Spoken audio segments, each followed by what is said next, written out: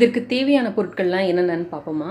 Equal amount மைதா மாவு, கோதுமை மாவு, நாட்டு சர்க்கரை. நான் வந்து 1 கப் அளவு எடுத்திருக்கேன். நீங்கள் எந்த கப்பில் வேணாலும் அளந்துக்கலாம். 1 கப் அளவுக்கு ஹோம்மேட் மைதா மாவு இது வீட்டிலேயே தயார் பண்ணது. இதற்கான லிங்க்கை வந்து நான் கீழே இருக்கிற டிஸ்கிரிப்ஷன் பாக்ஸில் கொடுத்துருக்கேன், நீங்கள் பார்த்துக்கோங்க. இது 1 கப் நார்மல் கோதுமை மாவு. இது 1 கப் அளவுக்கு நாட்டு சர்க்கரை.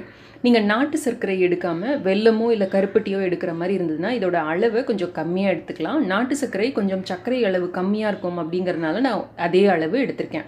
ஒரு சிட்டிகை ஏலக்காய் தூள், 2 பூவன் பழம். இது வந்து சின்ன பழமாக இருக்கிறதுனால நான் 2 பழம் எடுத்திருக்கேன். நீங்கள் மோரிஸ் மாதிரி ஒரு பெரிய பழமாக எடுக்கிற மாதிரி இருந்தால் ஒரே ஒரு பழம் எடுத்தாலும் போதுமானது. ஒரு சிட்டிகை பேக்கிங் சோடா. இவ்வளவு தான் நமக்கு தேவை.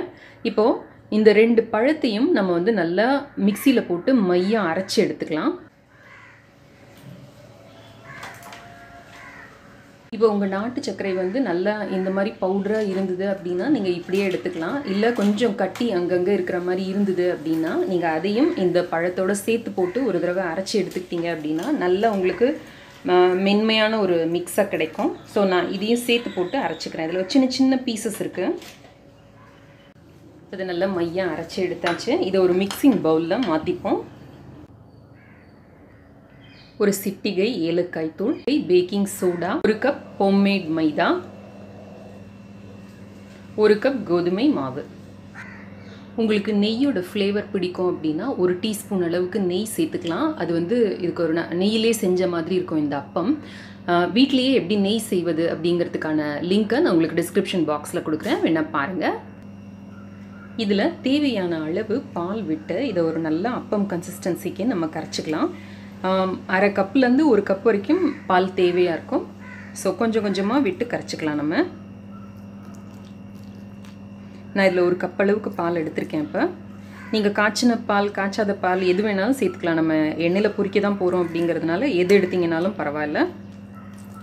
ஒருவேளை உங்களுக்கு பால் சேர்க்க வேண்டாம் அப்படின்னா நீங்கள் தேங்காய் பால் கூட சேர்த்துக்கலாம். அதுவும் இந்த ரெசிபியில் வந்து நல்லா டேஸ்ட்டாக வரும்.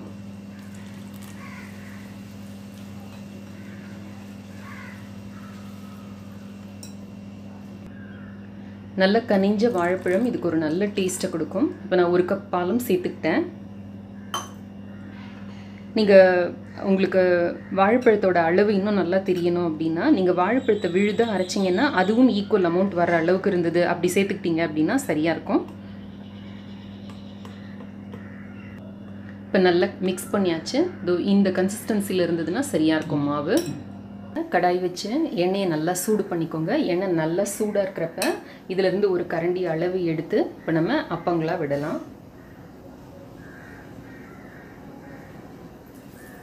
இதை ஒரு அப்பமாக விட்டு எடுக்கிறது நல்லது. 2-3 அப்பம் விட்டோம்னா எல்லாம் ஒன்றோட ஒன்று போய் சேர்ந்துக்கும். இந்த மாதிரி மேலே வந்தோடனே திருப்பி விடலாம். 2 பக்கமும் நல்ல பொன்னிறமாக செவந்து வந்த உடனே எடுத்துடலாம். நான் மற்ற வீடியோஸ்லலாம் கூட சொல்லியிருக்கேன், எப்போவுமே இந்த மாதிரி பக்கத்தில் ஒரு தோசை கல் எடுத்து வச்சுக்கிட்டோம்னா நம்ம எடுத்து போடுறப்ப எண்ணெயும் வேஸ்ட் ஆகாமல் இருக்கும், நமக்கும் க்ளீனிங் வேலை இல்லாமல் இருக்கும். பெரிய சைஸில் வேணும் அப்படின்னா பெரிய கரண்டியில் எடுத்து விடலாம். அப்போ இன்னும் கொஞ்சம் நமக்கு நல்ல பெரிய சைஸில் கிடைக்கும். ஸோ நம்ம விருப்பத்துக்கு ஏற்றபடி நம்ம விரும்பின சைஸில் நம்ம இதை செய்துக்கலாம்.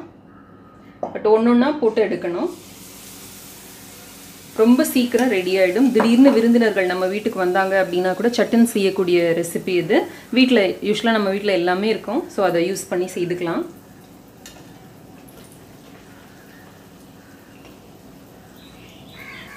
எண்ணெய் நல்லா சூடானதுக்கப்புறமா கொஞ்சம் மிதமான தீயை வச்சுக்கிட்டு செய்ய ஆரம்பிங்க. ஃபுல்லும் ஹையிலேயே இருந்தது அப்படின்னா அதில் நம்ம நாட்டு சக்கரை சேர்த்துருக்கிறதுனால கருப்பாயிடும் ரொம்ப சீக்கிரம்.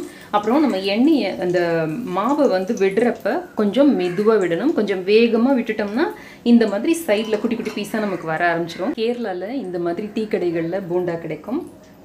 சமீபத்தில் கொடைக்கானலில் கூட நான் இந்த மாதிரி டீ கடையில் போண்டா பார்த்தேன். அவங்க வச்சுருந்தது இன்னும் ரொம்ப பெருசாக இருந்தது. நான் சொல்லியிருக்கிற இந்த கப்பு அளவுக்கு பெரிய சைஸ் கரண்டி எடுத்தீங்க அப்படின்னா 8லேருந்து 10 அப்பம் வரைக்கும் வரும். சின்ன சைஸ் கரண்டி எடுத்தீங்கன்னா 12 அப்பம் வரைக்கும் கூட வரும். இந்த ரெசிபி பிடிச்சிருந்ததுன்னா இந்த வீடியோவை லைக் பண்ணுங்கள், நம்ம சேனலுக்கு சப்ஸ்கிரைப் பண்ணுங்கள், பக்கத்தில் இருக்கிற பெல் ஐக்கனையும் சேர்த்து அழுத்தினீங்க அப்படின்னா புது புது வீடியோ நான் அப்லோட் பண்ணுறப்பெல்லாம் உங்களுக்கு நோட்டிஃபிகேஷன் வரும். என்னோட மற்ற 2 சேனல் பிளாக் எல்லாம் கூட செக் பண்ணுங்கள். எல்லாத்தோட லிங்க்கும் நான் கீழே இருக்கிற டிஸ்கிரிப்ஷன் பாக்ஸில் கொடுத்துருக்கேன்.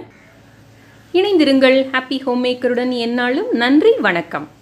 ஆரோக்கியமான சமையல், ஆனந்தமான வாழ்க்கை.